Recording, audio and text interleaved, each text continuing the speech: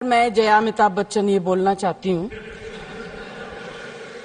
मैं कलाकार हूं, बॉडी लैंग्वेज समझती हूं, एक्सप्रेशन समझती हूं। और सर, मुझे माफ करिएगा, मगर आपका टोन जो है is not acceptable. We are colleagues, sir. You may be sitting on the chair. Jaya ji. And I remember when I went to school. Jaya ji, take your seat. Jaya ji, take your seat. Take your seat. Take your seat. Take your seat. Jaya, 1 second, honorable members. Honorable members. Honorable no. बैठिए. Honorable members. बैठिए. I know how to deal with it. बैठिए. Jaya ji, you have earned a great reputation. You have earned a great reputation. You know, an actor is subject to the director. You have not seen what I see from here. Every day, I don't want to repeat. I don't want schooling. I am a person who has gone out of the way. And you say, my tone? No, she's giving to you. No, you don't have floor now. No, enough of it. No, enough of it. You can't have it. You may be anybody. You may be a celebrity.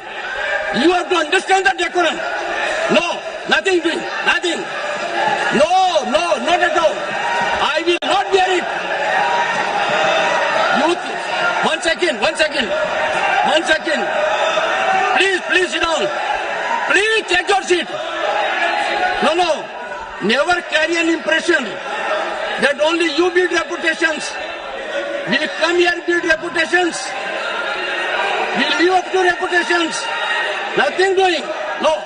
आज राज्यसभा में जो भी हुआ वो अप्रत्याशित था। तमाम opposition parties को ऐसा लगा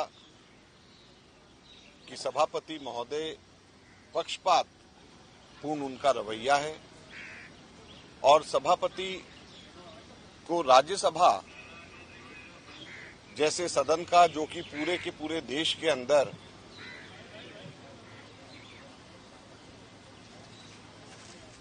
राज्यसभा जो पूरे देश के अंदर एक ऐसा सदन है जो मापदंड तय करता है पूरे देश के अंदर सभी सदनों को किस प्रकार से चलाया जाए, वहां पे सभापति महोदय को कम से कम किसी भी पक्ष का साथ नहीं देते हुए नजर आना चाहिए। और ये केवल कांग्रेस पार्टी अकेले को ऐसा महसूस नहीं हुआ, तमाम विपक्षी पार्टी को, उनके नेताओं को ऐसा महसूस हुआ है कि सभापति महोदय का रवैया पक्षपातपूर्ण रहा है और विपक्ष को जो भूमिका, जो तवज्जो, जो इम्पोर्टेंस मिलनी चाहिए वो नहीं मिल रही। और अगर राज्यसभा के अंदर, सदन के अंदर विपक्ष की आवाज अगर पूरी तरीके से नहीं गूंजेगी तो लोकतंत्र कैसे चलेगा।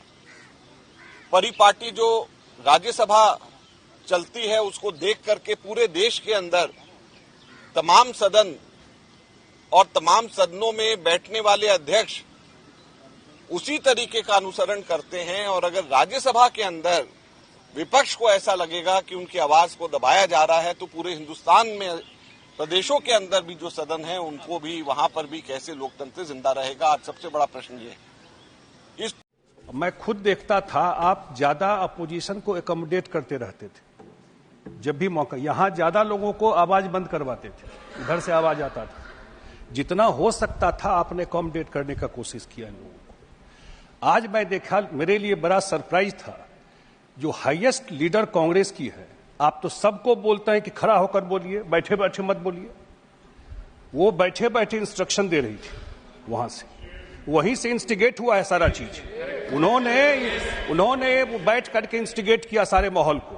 उसके बाद सारे कांग्रेस के लोग इकट्ठा हुए वहां पर और वो आपके तरफ बार बार इशारा करके कुछ बोल रही थी बैठे बैठे। तो मैं तो यही कहूंगा, जो हमारे हाउस के नेता हैं आदरणीय जेपी नड्डा साहब और जितने सीनियर लोग हैं, जो भावना अपनी व्यक्त की है, ये जो बैठी हुई है, मैं देखा सबसे पहले उप सभापति ने एक बार उनका नाम लिया तो उन्होंने उसका प्रोटेस्ट किया। आपने क्लैरिफाई किया इस चीज को कि जो आप नॉमिनेशन में कागज देते हैं, जो आता है वही नाम लिया जाता है और उसका प्रोसेस है चेंज करने का, आप चेंज कर सकते हैं नाम। आज फिर वो बैठ करके ऑब्जेक्शन कर रही थी। अगले दिन वो अखबार में छपता है, न्यूज बनता है, हेडलाइन बनता है, मैं देखता हूं डिजिटल चैनल पे चलता रहता है। तो ये मुझे लगता है कि इन लोगों को पच नहीं रहा है। नरेंद्र मोदी जी का तीसरी बार आना इन लोगों को पच ही नहीं रहा है कि कैसे हो गया ये चीज। सच्चाई ये है और कोई वजह नहीं है।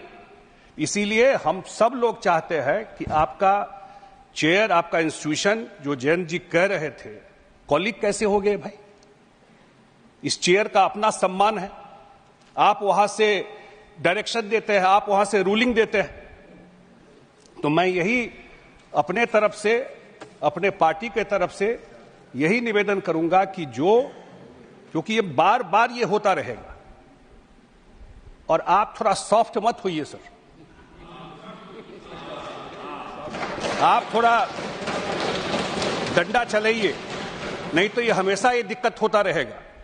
आपको एक बार देखना पड़ेगा। मैं देखता हूं आप बहुत अकोमोडेट करते हैं, नॉर्मली ऐसा होता नहीं है। मैं देखता हूं वो लोग मजाक भी करते रहते हैं,